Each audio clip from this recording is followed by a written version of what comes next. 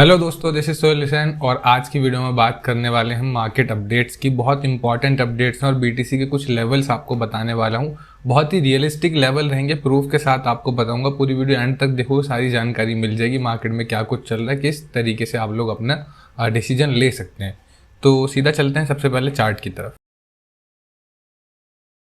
यहाँ पर आप देख सकते हैं ये वाला लेवल जो हमने लास्ट ड्रॉ करके दिया था, आपको बताया था, ये बहुत बार लेवल टेस्ट हुआ है। पीछे भी देखो 28,000 27,000 के पास बहुत बार ये बीटीसी आया, उससे नीचे बॉटम कभी गया नहीं। मगर इस बार जो है ये वाला जो लेवल है, अब आप एक इस तरीके से समझ सकते हैं सपोर्ट किस तरीके से काम करते हैं। जैसे कि एक सपोर्ट है, उस पर एक बार जब प्राइस आएंगे, 2 बार 3 बार 4 बार 5 बार, मगर कभी ना कभी तो वो मतलब सपोर्ट टूट जाएगा। तो ये इस तरीके से काम करता है। फॉर एग्जांपल, आप किसी भी चीज़ पे बार बार मार रहे हो, 1 बार 2 बार 3 बार 4 बार 5 बार, तो वो कभी ना कभी तो ब्रेक होगी।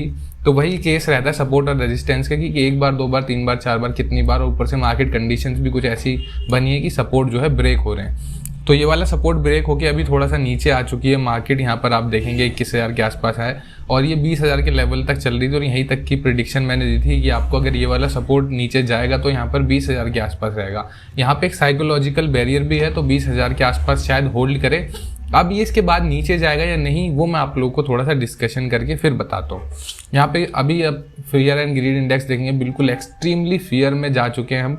7 के आसपास चल रहे हो। ये एक्सट्रीम फियर मतलब बहुत ज़्यादा फियर वाला रहता है, मतलब मार्केट में आने से लोग डरते हैं, परचेज करना नहीं चाहते बिल्कुल भी।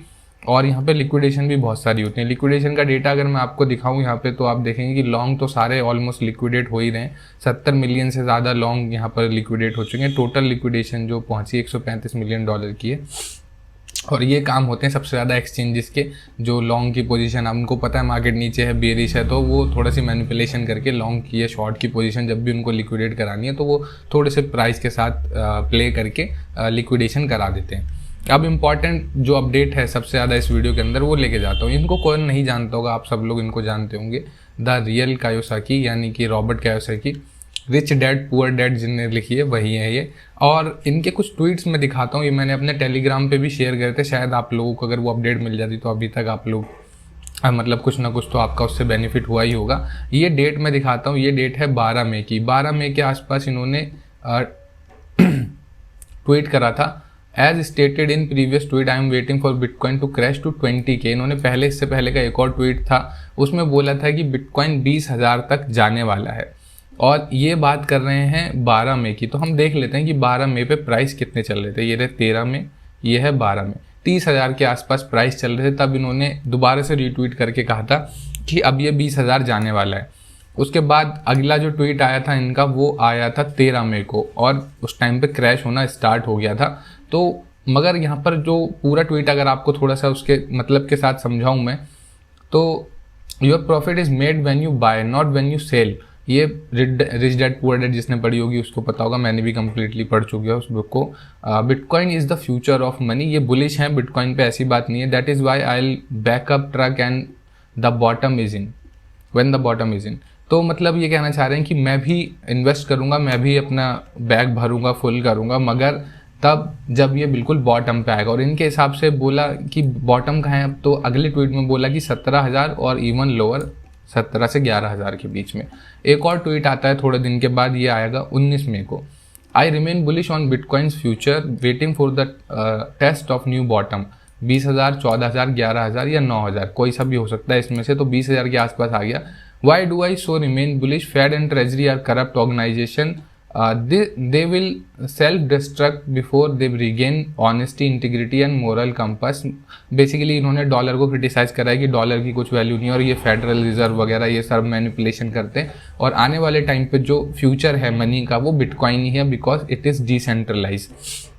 और भी काफ़ी सारे ट्वीट हैं जिनके क्रिप्टो करेंसी से रिलेटेड आते रहते हैं। और ये हमेशा ये बोलते हैं कि जब भी क्रैश आता है तभी बेस्ट टाइम होता है बड़ा पैसा बनाने का। तो अभी मार्केट क्रैश है अभी। अब हम बात कर लेते हैं कि क्या और नीचे जा सकता है, बॉटम और नीचे जा सकते हैं। देखो अभी बिल्कुल पॉसिबिलिटी है। अगर अभी इस टाइम पे आप देखोगे तो 20,000 के आसपास ये प्राइस चल रहे हैं। और इनका ही अगर प्रिडिक्शन मान लो, अगर 30 तारीख को मतलब 13 तारीख को जो ट्वीट करा था, अगर वो भी मान लेते तो हम $10,000 का क्रैश में जो हमने नुकसान करा है वो खाने से बच जाते। तो इनके हिसाब से अगर ये देखो एक्सपर्ट तो एक्सपर्ट ही होते हैं। मान लो मैं भी जितनी मर्जी रिसर्च कर लूँ वगैरह वगैरह और बहुत सारी चीज़ें पढ़ लूँ, मगर जो एक्सपर्ट रहते हैं ये मतलब फाइनेंस के अंदर ही एक्सपर्ट हैं, तो इनको पता होता है ग्लोबली इकोनॉमी किस तरीके से रिएक्ट करेगी, एसेट्स किस तरीके से काम करेंगे, कौन से टाइम पे क्या चीज़ खरीदनी चाहिए। तो अगर थोड़ा बहुत इनके ट्वीट से भी इन्फ्लुएंस हो तो अभी हम थोड़ा सा और वेट कर सकते हैं। मेरे हिसाब से एटलीस्ट शायद ये 17,000 वाला लेवल को दोबारा टेस्ट करे।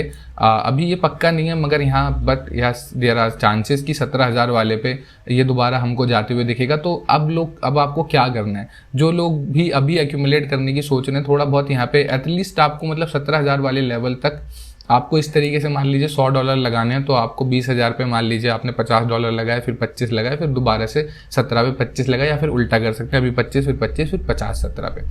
तो आप इस तरीके से भी कर सकते हैं। तो मतलब कम से कम 2 से 3 एंट्री आपको रखनी है और यहाँ तक आपको वेट करना है कि 17,000 के लेवल को अगर टेस्ट करता है दोबारा तो आपके पास पैसा होना चाहिए बाय करने का। अब जिन लोगों ने ऑलरेडी बाइंग कर रखी है ऊपर और जो नीचे आ चुके हैं, तो मैं उनसे कहूँगा कि आप थोड़े दिन होल्ड कीजिए, मार्केट दोबारा रिकवर करेगी ज़रूर।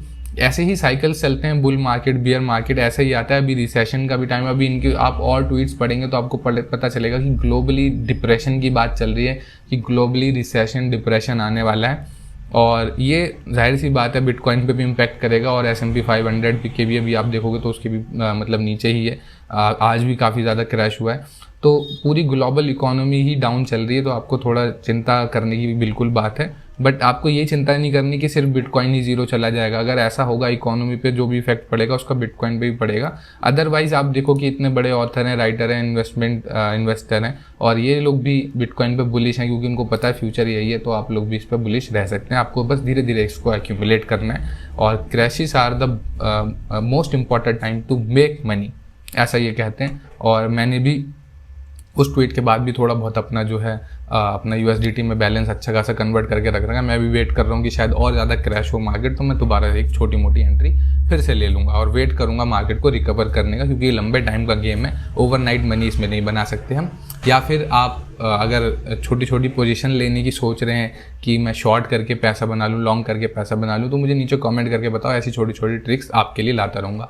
और सबसे ज़रूरी चीज़ है, नीचे कमेंट में थोड़ा सा डिस्कशन करते रहा करो, ताकि मुझे भी पता लग जाए आप लोग मेरी वीडियो देख रहे हो, आपको पसंद आ रही है।